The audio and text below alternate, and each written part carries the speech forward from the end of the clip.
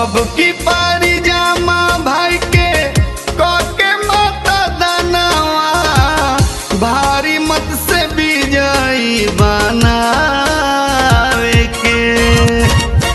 अब की पारी जामा भाई के कोके माता दानवा भारी मत से विजयी बनावे के। हमरे संगे